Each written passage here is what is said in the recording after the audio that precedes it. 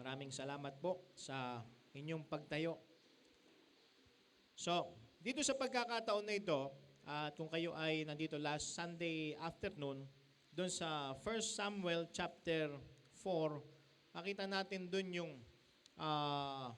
Ark of the Covenant ng Panginoon, okay, na simbolo ng presence ng Panginoon ay kinuha ng mga Philistines. Kaya doon sa 1 Samuel chapter 7 verses 1 and 2, okay, binalik ng mga Philistines yung ark. But alam nyo, kahit pa bago pa makuha yung ark na yan, Ark of the Covenant, okay, ang Israel, malayo na sa Diyos. Wala yung presensya ng Panginoon sa kanila. Subalit, dito sa chapter 7, naibalik na sa Israel. Pero nandun yan sa Kirjath Jearim.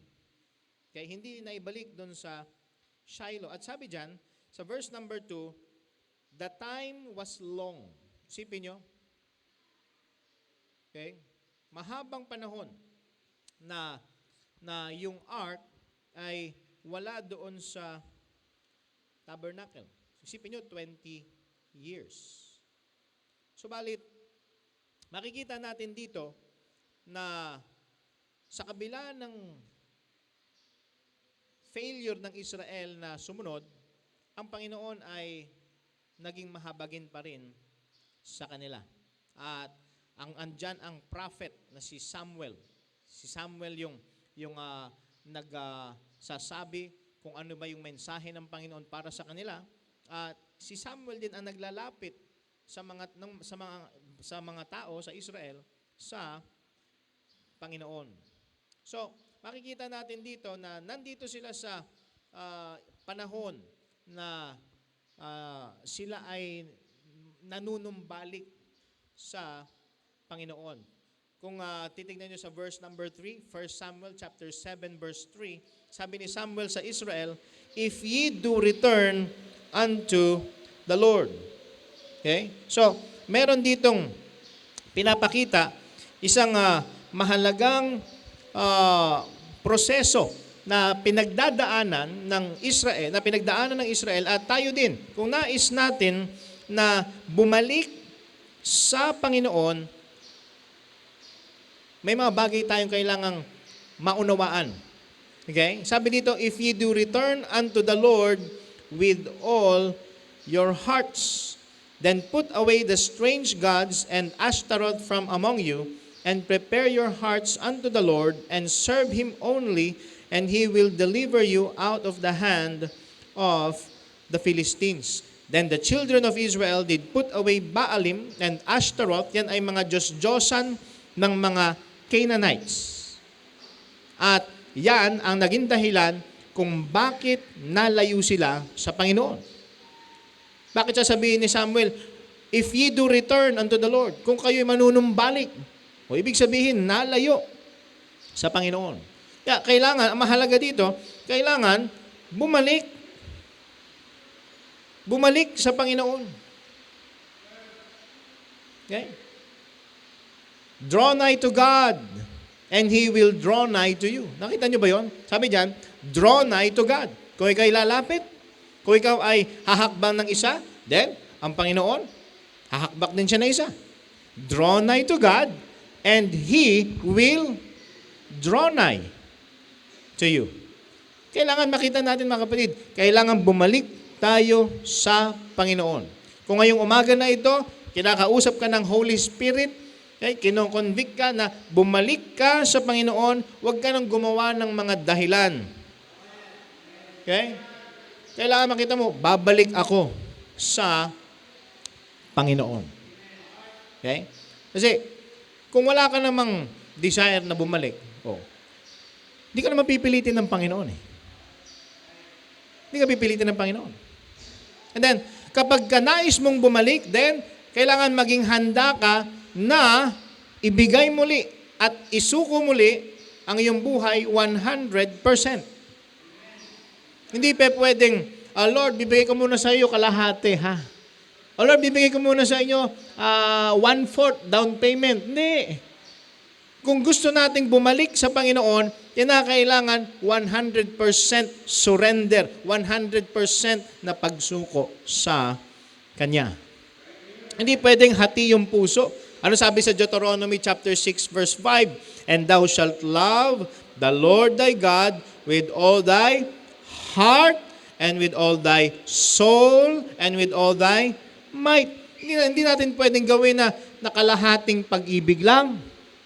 Hindi natin pwedeng gawin na susunod tayo kalahati lang. O, di ba? Nakita nga natin dun sa isang message natin this month, last January, yung obedience sa Panginoon. Hindi pa pwedeng delayed ang obedience. Hindi pwedeng, ito lang yung susundin ko. Kailangan sundin natin lahat ng sinasabi ng Panginoon sa atin. Lahat ng inuutos ng Panginoon sa atin. Okay? Hindi pwedeng kalahati lang yung pagtiwalaan natin. Trust in the Lord with all thine heart and lean not unto thine own understanding. Sinabi doon, trust in the Lord with all. Hindi sinabi doon na half. Mauunawaan niyo ba? Okay? Kung nais nating bumalik sa Panginoon, then, isuko muli natin sa Panginoon ang lahat. Amen? At kinakailangan, manalangin din tayo ng buong puso eh. Hindi pwede yung half-hearted na prayer. Yung nananalangin ka nga, pero nagdududa ka naman. So, kailangan manalangin tayo ng buong puso. Anong sabi sa Jeremiah? Buksan niyo yung Bibles niyo sa Jeremiah chapter 29, verse number 13. Jeremiah chapter 29, verse 13. Introduction pa lang tayo, ha? Okay? Jeremiah 29, 13. Dahil isang mahalagang bagay ito na ating dapat matutunan. Dapat nating matutunan at ma-apply sa ating mga buhay. Jeremiah chapter 29 verse 13. Ano sabi diyan? And ye shall seek me and find me when ye shall search for me with all your heart. Hindi tayo makakapag-pray nang merong kahati ang Panginoon sa puso natin. Hindi pwedeng half-hearted. Ay kinakailangan sa paglapit natin sa Panginoon, sa pagsuko natin sa Panginoon, kailangan magsisi tayo. We need to repent with all of our heart. Okay? Nakita nyo yan? Buo. Hindi pwedeng, ito lang Panginoon, ito lang yung isusuko ko sa iyo. Ito lang, itong dalawang area lang na ito. Ito lang. Yung iba, Lord, akin na. Hindi. Hindi tayo makakapanumbalik sa Panginoon kung meron pa tayong kinikip para sa ating sarili o kaya kung meron pa tayong bagay na, yung area na to, worldly ako dyan. Pero dito, spiritual naman ako dyan. Hindi pa pwede. Kailangan buo sa Panginoon. And then, ano pa yung pinakita sa atin dito? Balik tayo dun sa 1 Samuel chapter 7, verse number 4. Then the children of Israel did put away Baalim and Ashtaroth and serve the Lord only. Kailangan alisin natin yung mga Diyos-Diyosan sa ating buhay. Okay? Kailangan yung mga bagay, hindi lang naman dyan, ang tinutukoy dyan ay yung mga ribulto, ha? Okay? Maaring wala kang ang ribulto doon sa bahay mo, pero meron ka pa ring idols sa iyong buhay. Mga bagay na inuuna natin kaysa sa Diyos. Meron ba tayong mga bagay ngayon na pumasok sa isipan mo na mas inuuna ko kaysa sa Diyos? Okay? Meron ba akong tao na mas inuuna kaysa sa Diyos? Okay? Alam mo naman yan eh. Kung ano yung laging nasa isip mo, yan ang number 1 sa buhay mo. Okay? Kaya may mga pumapasok ba sa isip nyo ngayon? Mas inuuna ko to. Ibig sabihin, yan ay idol natin. Ano mang bagay na kumukuha doon sa first place na dapat sa Panginoon, yan ay idol at dapat ilagay natin yan sa kung ano dapat na pwesto sa ating buhay. Hindi pwedeng kunin ng trabaho, hindi pwedeng kunin ng kung sino man tao, hindi pwedeng kunin ng pag-aaral yung para sa Diyos. Okay? Dahil pwedeng may mga mabubuting bagay na nagiging Diyos-Diyosan. Okay? Hindi naman masama na mag-aral. Subalit kung puro aral na lang at hindi mo inuuna ang Diyos, nagiging idol na yan. Naunawaan? Pag puro trabaho na lang ang iniisip at hindi na inuna ang Diyos, then nagiging idol yung mga bagay na yan. Put away the strange gods. And then, kung titignan natin dito, balik tayo dun sa 1 Samuel chapter 7, anong gagawin? Prepare your hearts unto the Lord. Handa dapat yung ating mga puso. Handa. Na kapag narinig natin yung mensahe ng Panginoon, tayo ay Kanyang kausapin. Alam nyo, kung wala ang salita ng Diyos, hindi magkakaroon ng revival. Hindi magkakaroon ng renewal sa ating buhay. Hindi mare-renew yung ating lakad sa Panginoon kung wala ang salita ng Diyos. Kaya mga kapatid, kailangan makita natin yung kahalagahan ng pagbalik sa Panginoon. Sumunod itong bayan ng Israel. Pinangunahan sila ni Samuel. Salamat sa mga katulad ni Samuel na ipinapangaral ang salita ng Diyos ng may katapatan. Subalit, nasa sa atin kung pakikinggan natin at gagawin natin ito. Pero ngayong umaga, tingnan natin kung ano ba yung dahilan. Paano ipinakita ng Panginoon yung kanyang kapangyarihan at paano ito makakatulong sa atin upang tayo ay manumbalik o kung ikaw naman ay patuloy na naglalakad kasama ng Panginoon, paano ka magiging tapat at makapagpatuloy ka sa iyong lakad sa Panginoon. Tingnan natin. Point number 1. Dito sa chapter 7, doon sa verse number 12, meron silang kinuhang bato. At nung panahon na yan, meron silang mga markers. Meron silang may mga kinukuha silang bato. Katulad nung time ni Joshua, doon sa Jordan River at doon sa pampang ng Jordan River, naglagay sila ng mga bato. Stones of memorial. Paalala sa ginawa ng Diyos. At sa pagkakataon na ito, meron muli silang inilagay na mga palatandaan upang mapaalalahanan sila sa ginawa ng Diyos, kung sino ang Diyos para sa kanila, kung anong ginawa ng Diyos para sa kanila, at ano yung dahilan kung bakit kailangang ibigin ng Diyos at sundin ang Panginoon. Alam niyo yung Ebenezer, ang ibig sabihin niyan ay stone of help. Meron na bang taong tumulong sa'yo? Ikaw ba'y natulungan na? Wala pang tumulong sa inyo. Kawawa naman kayo. Okay? Sino dito nakaranas ka na tinulungan ka, nangangailangan ka, at may taong tumulong sa'yo? O yeah, itaas nyo naman yung kamay nyo. Parang galaw-galaw, baka magka-gout. Okay? Okay? So, natulungan na ba kayo? Okay. Sino ba yung kailangan tulungan? Yung isang taong hindi niya kayang solusyonan yung kanyang problema. May isang tao na hindi niya kayang bayaran yung kanyang pagkakautang. Merong isang tao na nasa panganib na merong nagligtas sa kanya. He received help. At iba't iba yung pamamaraan na tayo ay natulungan. Subalit, pagdating dito sa chapter 7, sila ay tinulungan mula sa kanilang mga kaaway. Yung mga kaaway na isipin nyo, ang Israel during this time, hindi sila ready para makipaglaban. Nandun sila sa isang revival meeting. Sabi ni Samuel sa kanila, bumalik kayo sa Panginoon. Revival meeting yun. Parang ganito yun. Nakikinig sila kay Samuel. Okay? Ini-encourage sila na bumalik sa Panginoon.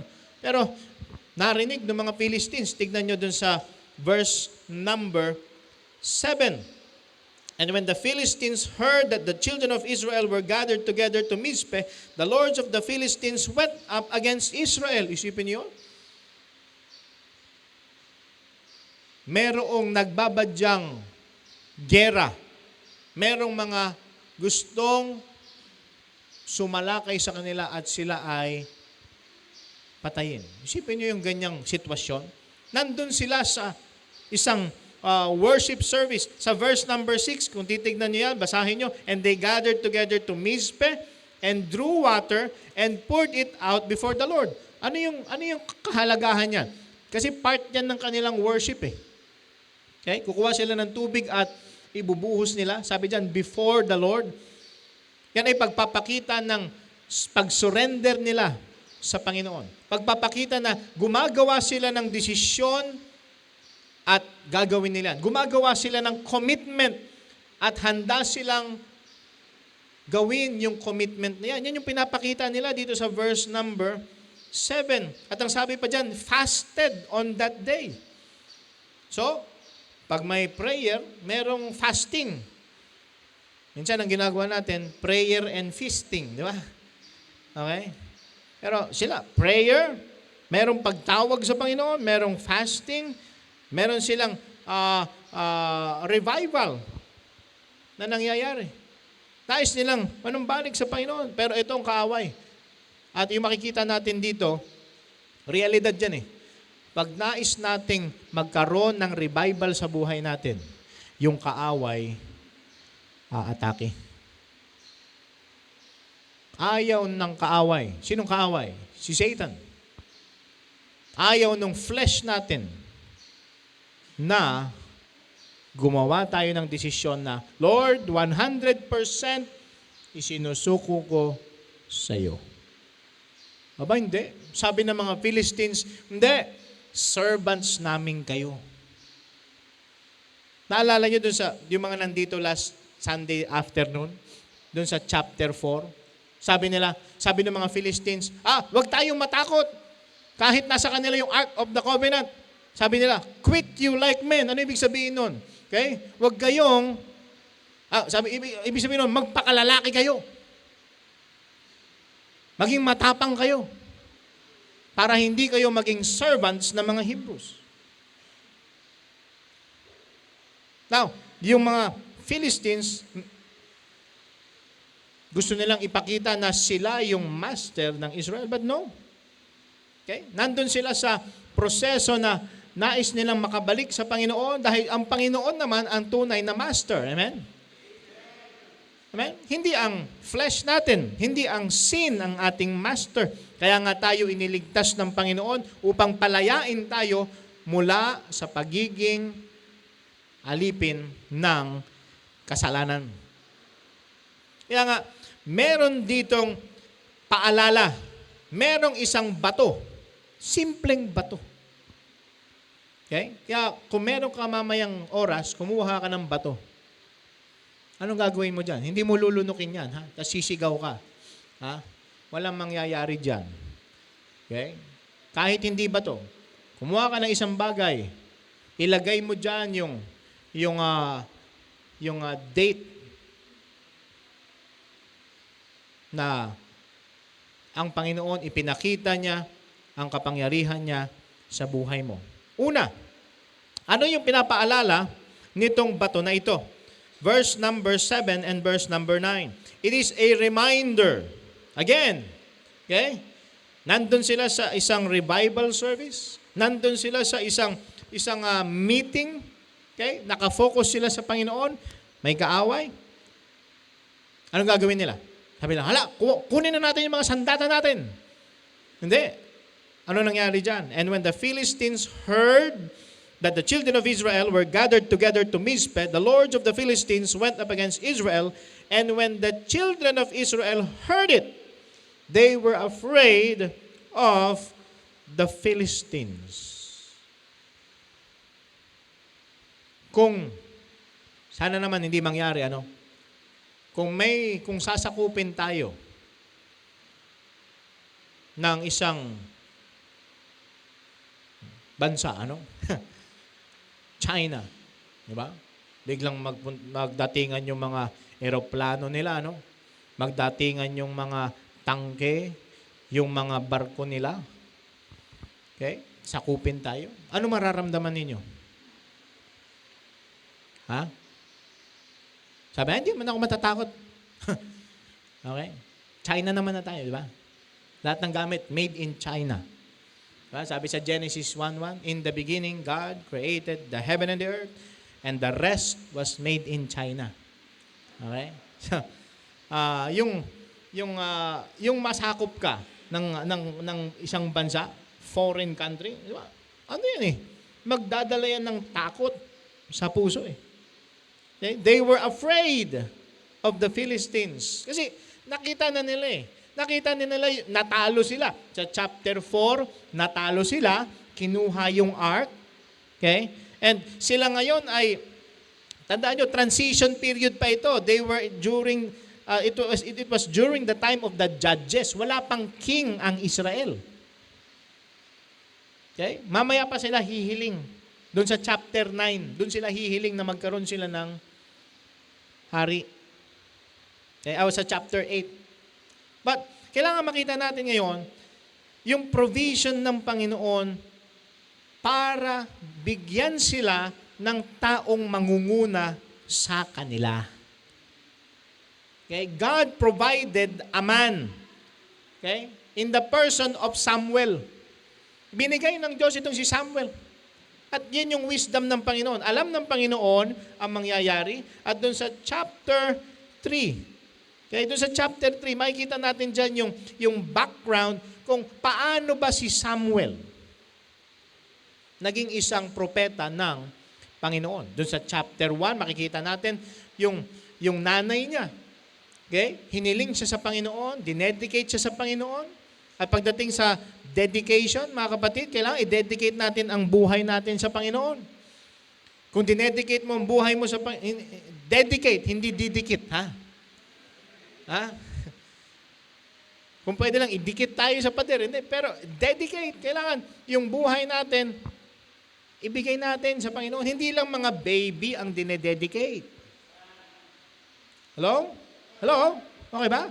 Kung bibigyan kayo ng anak ng Panginoon, okay, sa mga may asawa, kung bibigyan kayo ng mga anak, i-dedicate nyo sa Panginoon.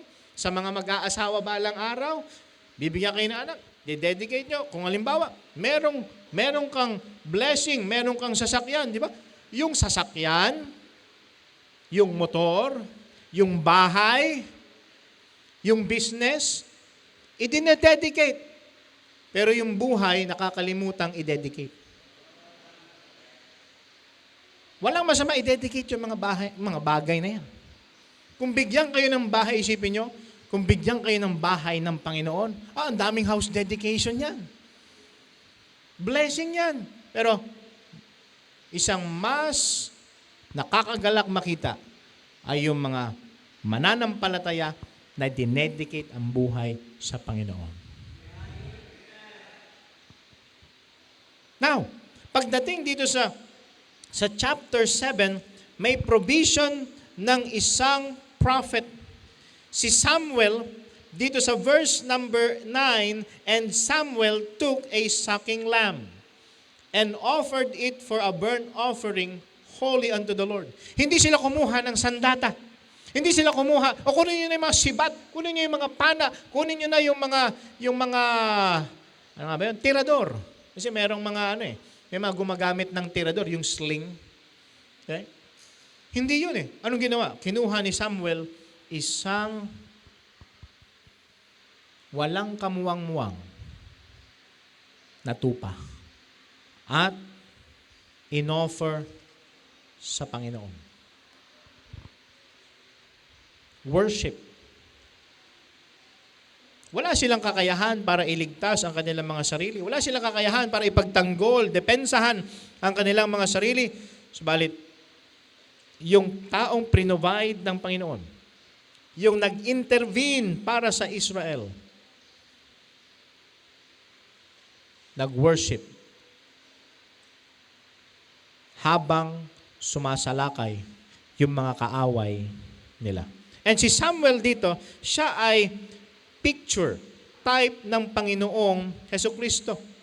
Siya yung naging mediator ng Diyos at ng Israel. And si Jesus Christ sa Hebrews 9:15, buksan niyo yung Bibles niyo, sa Hebrews chapter 9 verse 15, kung ikaw ay wala pang katiyakan ng iyong kaligtasan, anong sinasabi dito sa Hebrews 9:15? And for this cause, He is the mediator of the New Testament or the New Covenant, that by means of death, si Kristo namatay para sa iyo, kaibigan. At kailangan maalala natin, mga kapatid, si Kristo ay namatay para sa atin upang tayo ay mabuhay. Upang tayo ay maka-experience hindi lamang ng life, but abundant life. For the redemption of the transgressions that were under the first testament, they which are called might receive the promise of eternal inheritance.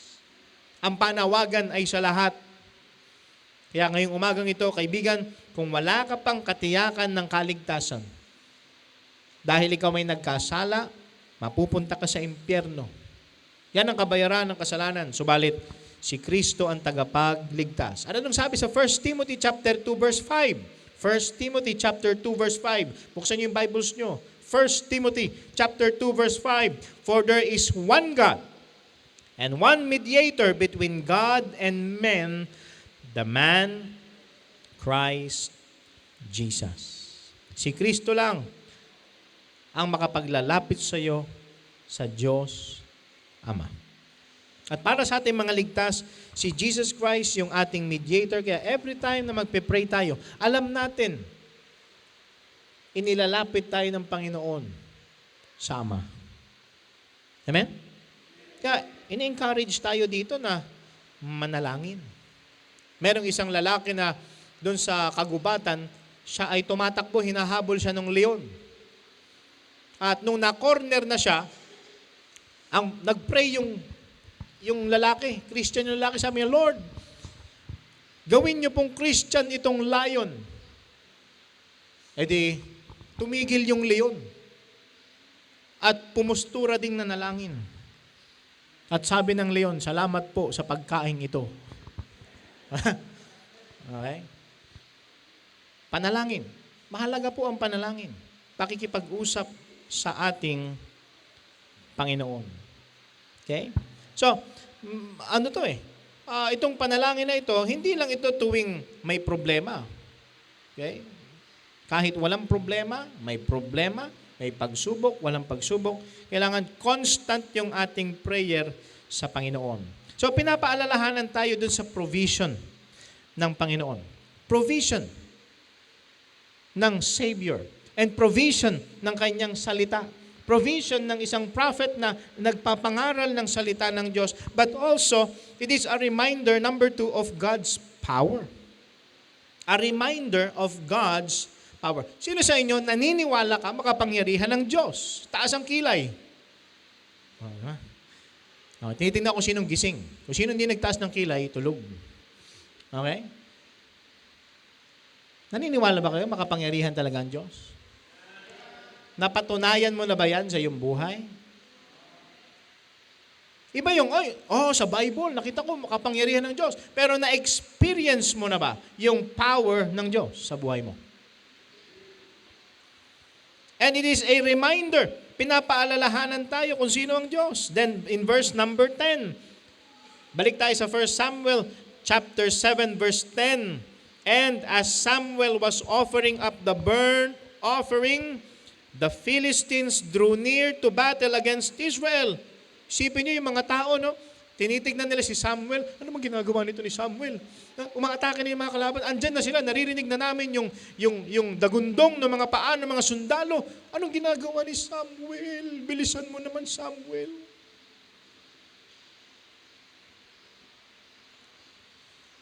And then, nangyari yung deliverance. But, sabi dyan, the Lord thundered with a great thunder on that day upon the Philistines and discomfited them. Sipin nyo? Okay? Yung mga sundalo na buong pusong sasalakay, buo yung loob nitong mga ito, ha? Okay? Nakarebicon itong mga to. Okay? Bigla silang na-discomfit. Biglang dinaga yung mga sundalo. Eh bakit? Isipin mo ba naman? Pinadala ng Diyos yung kanyang thunder. Ano sa Tagalog yung thunder? Ha? Sabi nila, yung thunders, yung ano yan eh. Yung matatanda na. Hindi. Thunder. Ano sa Tagalog yung thunder? Kulog. Okay? Kulog. Thunder with a great thunder. Discomfited them. And they were smitten before Israel. Okay? Yung mga Israelita, ano sila? Wala silang kalaban-laban. Pero pinakita ng Diyos na dahil kayo ay nanumbalik sa akin at inalis nyo yung mga Diyos-Diyosan, bumalik kayo sa akin, sinuko nyo muli ang inyong buhay sa akin 100%. Oh. Pakita ko sa inyo yung kapangyarihan ko. Alam nyo, yung thunder, at pag pumunta tayo sa New Testament, yung mga bagyo last Wednesday, diba? Yung mensahe natin na ang Panginoon, okay, pinatila niya yung malakas na hangin, malakas na mga alon. Kasi lahat ng bagay niyan, thunder, lightning, okay, yung mga sakuna na ito, under the control of God. Okay? Pinakita ng Panginoon, hindi si Baal. Dahil nung time na yan, ina-attribute nila yung rain, yung thunder, kay Baal. At nung kay Ashtaroth naman, si Ashtaroth, yung sinasamba nila, siya yung Diyos-Diyosan nila para sa fertility. Okay? Pero pinakita ng Diyos na itong mga Diyos-Diyosan na ito, hindi totoo. At siya lang. Kaya nga, kung papansinin nyo, doon sa verse number 3, merong binanggit dyan eh. Sabi dyan, prepare your hearts unto the Lord and serve Him only. Serve Him only. Siya lang. Hindi nagsishare ang Diyos ng glory sa ibang Diyos-Diyosan. Kaya, dapat mabuhay tayo para sa Panginoon, maglingkod tayo para sa Panginoon. Serve the Lord only. And then sa verse number 4, binanggit dyan, then the children of Israel did put away Baalim and Ashtaroth and serve the Lord only. Serve the Lord only. Hindi si Baal. Pinakita ng Diyos, hindi si Baal, hindi si Ashtaroth, hindi si Dagon. Kung babasahin nyo, kung magkaroon kayo ng time mamaya, basahin nyo yung chapter 5. Basahin nyo yung chapter 5. Si Dagon, itinumba ng Panginoon. Yung rebulto ni Dagon, tinumba ng Panginoon. Hindi ito mga Diyos-Diyosan na ito. Hindi yung mga Diyos-Diyosan na ginagawa natin ang makakapalit sa tunay na Diyos. At kung gagawin natin Diyos-Diyosan ng mga ito at ilalagay natin yung tiwala natin sa mga Diyos-Diyosan sa buhay natin, ipapakita ng Diyos na nagtitiwala ka sa isang bagay na walang kabuluhan. Naunawaan po natin. Kung ilalagay natin yung tiwala natin sa trabaho, okay? Kung ang tiwala mo nandun sa trabaho, pwedeng bukas, mawala ng trabaho. Okay pa kayo? Hindi ko sinasabing mawawalan kayo ng trabaho bukas. Okay? Sabi, Pastor, huwag ka naman ganyan. Pero ilalagay natin yung tiwala natin sa trabaho natin at hindi sa Panginoon, nagkakamali tayo ng sinasandalan. Kung ang tiwala mo, basta makapag-aral ako, yan. No? Pagka minahal ako nitong taong ito, no, isipin mo.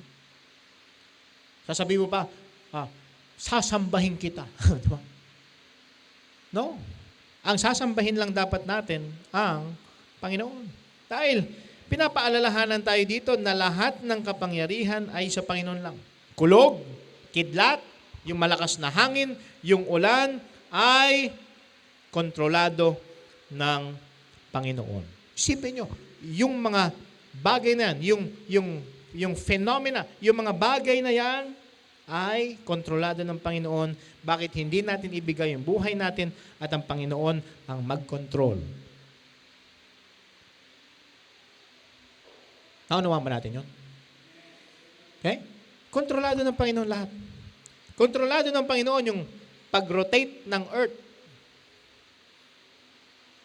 sa sarili nitong axis. Kontrolado ng Panginoon yung pag-ikot ng yung pag-revolve ng earth doon sa sun.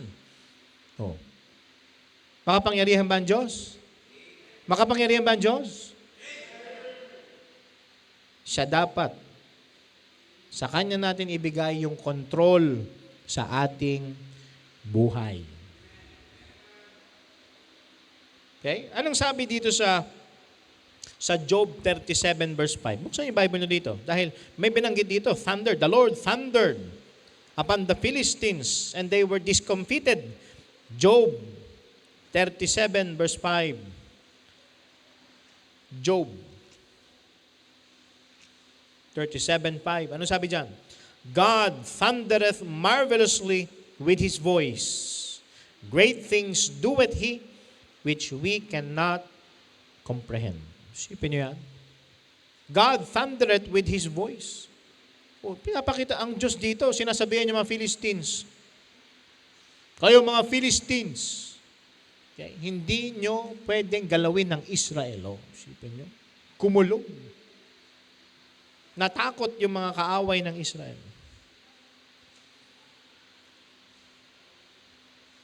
Kaya nga mga kapatid, ang aral sa atin dito, hayaan natin ang Panginoon kumilos. Pag may mga problema, Lord, kayo na pong bahala. Hindi naman yan, Lord, ikaw na lang bahala. Okay? Wala akong gagawin, hindi. Okay? Mahalaga, mag-pray ka. And then, humingi ka ng wisdom mula sa Panginoon para malaman mo kung ano ang iyong gagawin. Kung magdedepende tayo sa plano natin, kung magdedepende tayo sa kung anong mayroon tayo, okay, mga kapatid, mag-fail tayo. Mag-fail. At hindi mag-glorify ang Panginoon sa ating buhay. Pero kapag nagtiwala tayo sa Panginoon, nanalangin tayo, humingi tayo ng wisdom sa Kanya, at i-apply natin yung sasabihin ng Panginoon, then, masosolve yung problem at ang kaluwalhatian mapupunta sa Panginoon. Amen? And then number 3 and last, hindi lang ito paalala sa probisyon ng Diyos, hindi lang ito paalala sa kapangyarihan ng Diyos, but ito din ay paalala sa kapayapaan na binibigay ng Diyos. Okay, meron ka na bang kapayapaan? Sino may kapayapaan na? Okay? Konti lang yung may kapayapaan. Now, dito sa 1 Samuel chapter 7, balik tayo sa 1 Samuel chapter 7, verse number 13. 14 pala. Anong sabi dito? And the cities which the Philistines had taken from Israel were restored to Israel. Isipin niyo yung mga city, yung mga syudad na napunta sa mga Philistines na ibalik sa Israel. Merong restoration. From Ekron even unto Gath, and the coast thereof did Israel deliver out of the hands of the Philistines. At pansinin niyo yung sinabi sa dulo, and there was peace between Israel and the Amorites. Pagkatapos silang ipagtanggol ng Panginoon, natalo yung mga kaaway nila, merong panahon ng kapayapaan. At ano sinasabi dun sa Proverbs chapter 16, verse 7? Buksan yung Bibles nyo. Proverbs chapter 16, verse 7. Proverbs chapter 16, verse 7. Proverbs 16:7. Ang sabi diyan, when a man's ways please the Lord, he maketh even his enemies to be at peace with him. Okay? Kapag nalulugod ang Diyos sa atin, kahit yung kaaway mo magkakaroon ng kapayapaan sa'yo. Kung nalulugod ang Diyos sa ating buhay. At alam nyo, may dalawang klase ng peace. Okay? According sa mga verses na titignan natin. Sa Romans chapter 5 verse 1, buksan yung Bible sa Romans chapter 5 verse 1. Romans 5:1. Kaya nga tinanong ko, meron ka na bang peace? Meron ka na bang peace with God? Okay, ano sabi diyan sa Romans 5:1? Therefore, being justified by faith. Ikaw ba'y naligtas na? Kung hindi pa, wala ka pang peace with God. Kung wala ka pang personal na relasyon sa Panginoon, that means wala kang peace with God. Ibig sabihin yan, nananatili yung puot ng Diyos sa iyo. At kapag namatay ka, mahihiwalay ka sa Diyos, mapupunta ka sa impyerno. Subalit, kaya nga dumating ang Panginoon dito, kaya nga siya nagkatawan tao para iligtas ka. Inako niya yung kasalanan mo, kaibigan. At ang kailangan mong gawin, ilagay mo ang pananampalataya mo kay Kristo at tanggapin mo ang kanyang regalo, ang buhay na walang hanggan. At magkakaroon ka ng peace with God. Sabi diyan, no? Therefore, being justified by faith, we have peace with God through our Lord Jesus Christ. Na-experience mo na ba yan? Na-experience mo na ba yan? Meron kang peace. Alam mo, ikaw ay ligtas na. Pero meron pang isang uri ng kapayapaan na pwedeng ligtas ka, subalit wala kang kapayapaan na ito. Ano ito? Philippians chapter 4, verse 7. Okay? And the peace of God, which passeth all understanding, shall keep your hearts and minds through Christ Jesus. Sa paglakad natin kasama ng Panginoon, meron tayong peace of God. Ito yung experiential peace. Yung peace with God, nangyari yan nung araw na tayo'y naligtas. Amen? Okay? Nung araw na sumampalataya ka sa Panginoon, nagkaroon ka ng peace with God. But yung peace of God, araw-araw, pipiliin natin kung nais nating ma-experience itong peace na ito. Ito ay pang-araw-araw na karanasan natin, karanasan ng isang mananampalataya na pwedeng ma-forfeit kung hindi tayo lalakad kasama ng Panginoon. Ano sabi dyan? Yung peace of God, okay, na, which sabi dito, which passeth all understanding, na hindi mo lubos maunawaan, pero may kapayapaan ka. Kahit na may masamang ginagawa sa iyo, may masamang sinasabi sa iyo, kahit na may problema, meron kang peace of God. Naalala niyo ba si Daniel? Si Daniel, kinulong dahil nagpe-pray. Okay? Nakulong. Hindi siya nakulong dahil nagdo-drawing siya during preaching. Di ba? Okay? Siya nakulong dahil nagpe-pray. Sabi nung hari, walang mananalangin. Yung mga tao, walang nag-pray. Pero si Daniel, nag-pray siya. Kahit na merong batas na pinagbawal yung pananalangin, nag-pray pa din. Sinumbong siya nung mga naiinggit sa kanya. At ano yung parusa para sa mga susuway dun sa utos ng hari? Ilalagay sila sa den of lions. Okay? Kulungan na may mga leon. Pero, kahit inilagay si Daniel doon, may kapayapaan pa rin siya. Hindi siya nag-hysterical. Bakit? Ginagawa ni Daniel yung kalooban ng Panginoon. He is staying at the middle of God's will. Kaya kahit anong gawin ng tao, mas nais kong sundin ang Diyos, mas nais kong malugod ang Diyos, kaysa yung mapuri ng tao. At ano nangyari? Isipin nyo, kahit yung mga leon, hindi kinain si Daniel.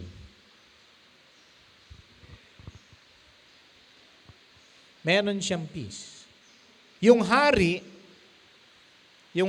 kasi naloko din siya ng ibang mga princess na nainggit kay Daniel. Hindi nakatulog yung hari. Kinaumagahan, pinuntahan niya si Daniel. Sabi niya, Daniel, buhay ka pa ba? Iniligtas ka ba ng iyong Diyos na pinaglilingkuran? Kinakabahan yung hari. May sumagot, Opo, hari. Buong-buo pa. Ang aking Diyos na pinaglilingkuran, itinikom yung bibig ng mga leon. Buti pa yung leon na patikom ang bibig. Yan ay pagkilos ng Panginoon. Yan ay kapangyarihan ng Panginoon. Yan yung kapayapaan na ibinibigay ng Panginoon sa mga anak niya. Sa mga naligtas. At ngunit hindi lang sa mga naligtas, kundi sa mga mananampalataya na ginagawa ang kanyang kalooban. Na-experience mo ba yung peace na yan? Na-experience mo na ba ang provision ng Panginoon? Na-experience mo ba yung power ng Panginoon? Na-experience mo na ba itong peace ng Panginoon na ito? Alam niyo, sabi doon sa John chapter 14 verse 27. Tingnan nyo, John chapter 14, verse 27. John 14:27. Ano sabi dito? Peace I leave with you. Okay? Nung nagbibigay nung ang Panginoon, sinasagot niya yung katanungan ng mga disipulo at meron siyang mga bagay na sinasabi sa kanyang mga disipulo. Sabi niya, peace I leave with you. My peace I give unto you. Sa panahon natin ngayon, mga kapatid, di ba? Pagka nagbasa ka ng balita, nakapanood ka ng mga balita, di ba? Yung mga nangyayaring mga krimen, okay? Nadadamay pa kahit mga bata, ano?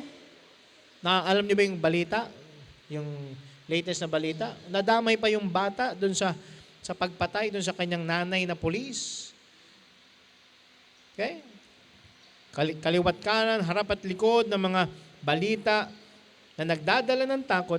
Pero sabi dito, peace I leave with you. My peace I give unto you. Not as the world giveth, give I unto you. Let not your heart be troubled, neither let it be afraid. Kaya mga kapatid, kung sumusunod ka sa Panginoon, ginagawa mo yung kalooban ng Panginoon, there is nothing to fear. God gives us His peace. There is the peace of God which passeth all understanding, which keepeth our hearts and minds. At anong sabi ng Panginoon? John 16 verse 33. John 16:33. These things have I spoken unto you, that in me ye might have peace. Walang kapayapaan maliban kay Kristo. Gusto mo ng kapayapaan? Na kay Kristo lang yan. Kaya mga kapatid, kung nais mo na magkaroon ng peace of God sa iyong buhay, manatili ka kasama ang Panginoon. Huwag nating iwan ang Panginoon.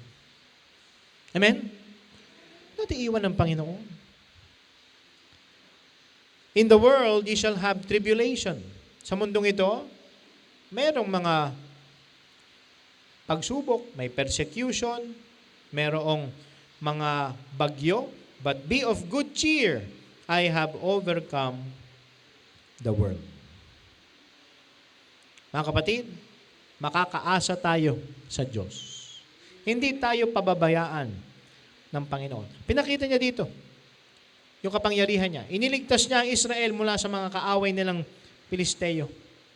At nawa ma-encourage tayo na yung mga ginawa ng Panginoon sa atin, marami nang ginawa ng Panginoon sa atin. Pag naligtas ka, yan yung pinaka mahalagang ginawa ng Panginoon sa ating buhay. Niligtas na tayo. Pero hindi lang yan ang ginagawa niya. Patuloy niya tayong binabago. Amen? Mga kapatid, mababago lang tayo by faith.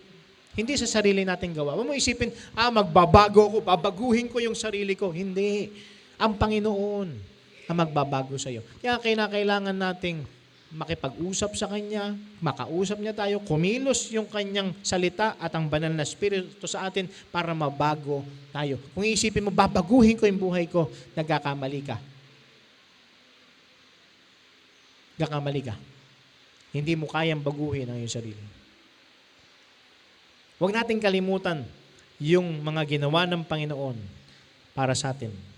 Makapagpapatuloy tayo sa paggawa ng tama, sa tamang lakad, kung hindi natin kakalimutan kung paano tayo tinulungan ng Panginoon. Simula nung tayo'y naligtas hanggang ngayon.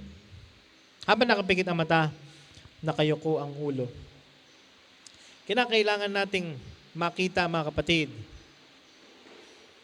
na biyaya lang talaga ng Panginoon. Awa lang ng Panginoon sa atin. Sabi dun sa Lamentations chapter 3 verse 23, wala mag-uusap, tayo ay dadako na sa ating invitation.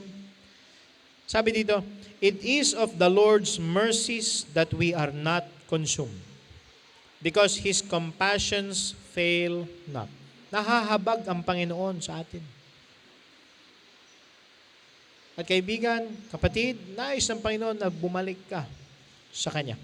Kung ikaw ay nalalayo sa Kanya, then, ma-realize mo ito, may awa ang Diyos. Nahahabag siya para sa atin. They are new every morning. Great is thy faithfulness. Tapat ang Diyos. May mga paalala sa atin. Ebenezer, the stone of help. Ang Panginoon ang siyang tumutulong sa atin. Mga kapatid, encouragement sa atin ito. Isang motivation sa atin na dahil sa ginawa ng Panginoon para sa atin, tayo ay mabuhay para sa Kanya. Sa pagtugtog ng ating pianist ng invitation song, bukas na po ang ating altar.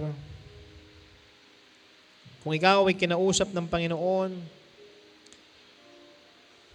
napaalalahanan ka sa kapangyarihan ng Panginoon, sa kapayapaan niya, at sa kanyang probisyon. Probisyon ng kaligtasan, probisyon ng sa iyong mga pangangailangan. Then, lumapit tayo sa Kanya. Pasalamatan natin siya. At alalahanin natin itong ginawa ng Panginoon para sa atin. Tingnan natin na pinakita na naman ng Panginoon yung katapatan niya. Bagamat ako ay hindi karapat-dapat, pinakita pa rin ng Panginoon yung kanyang biyaya, yung kanyang awa.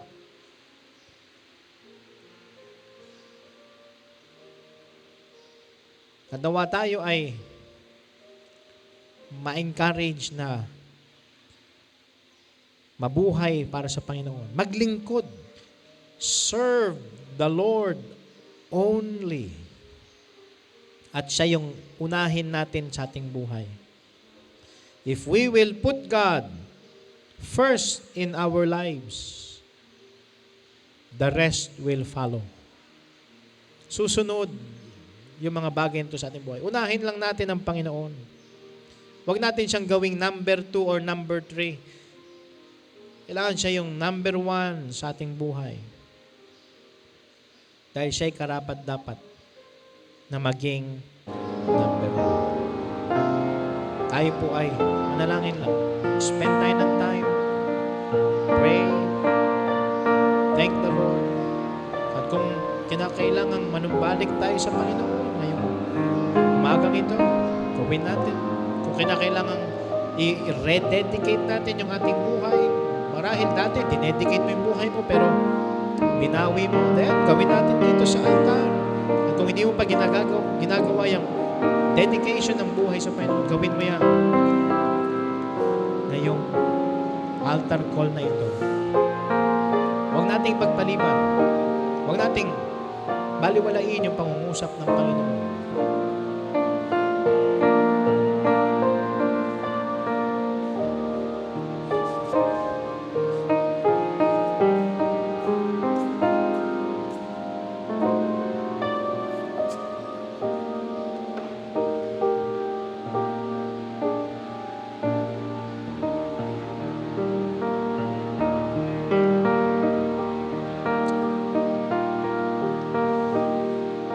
Panginoon, siya yung ating help sa nung past, pero siya rin yung ating help sa present. Siya rin yung ating help sa future. Okay? Now, hindi mo kailangan ng physical na bato para paalalahanan mo. Si Jesus Christ, siya yung ating Ebenezer. Nasa buhay natin siya. Nasa puso mo na siya. But don't forget about the Lord, na siyang nagligtas sa atin at siyang kumikilos sa ating buhay.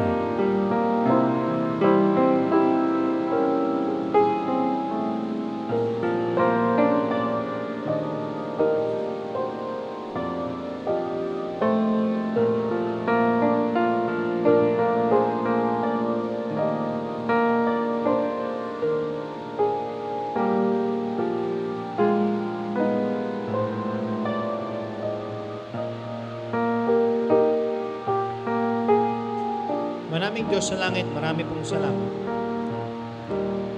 na pinaalalahanan niyo po kami muli para sa aming ikabubuti. Salamat po, Panginoon, sa mensahe na amin po narinig.